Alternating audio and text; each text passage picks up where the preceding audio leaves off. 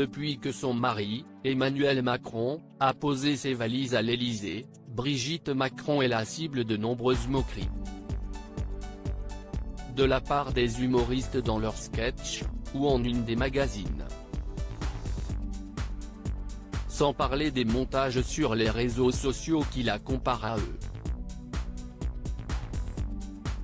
Ou à une momie, vraiment pas sympa.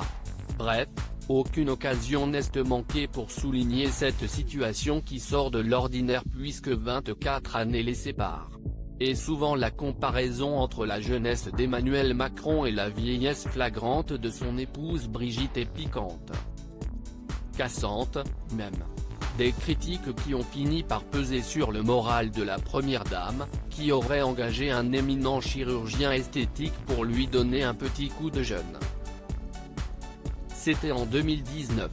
Le jour de l'opération, le mardi 17 juillet 2019, le président de la République aurait même été repéré rôdant dans les couloirs de l'hôpital américain de Neuilly, où était hospitalisée Brigitte Macron.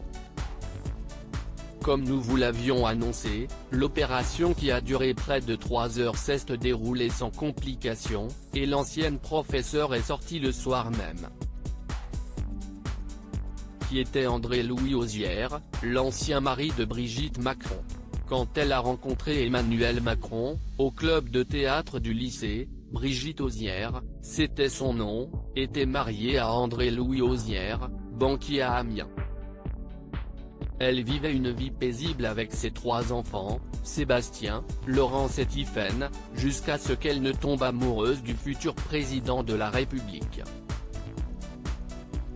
De quoi rendre son mari fou de rage, lorsque son mari apprend la vérité, sa réaction est violente, raconte Maël Brun dans son ouvrage, se fait remplacer par un camarade de classe de sa fille. Laurence Hozière faisait également partie du club théâtre, note de la rédaction, par un ado qu'il a si souvent reçu chez lui. Voilà une blessure difficile à penser. Choqué, humilié, l'époux décide de quitter le foyer familial. Le divorce sera prononcé en 2006. Depuis, il a mené une vie discrète jusqu'à son dernier souffle, en décembre dernier.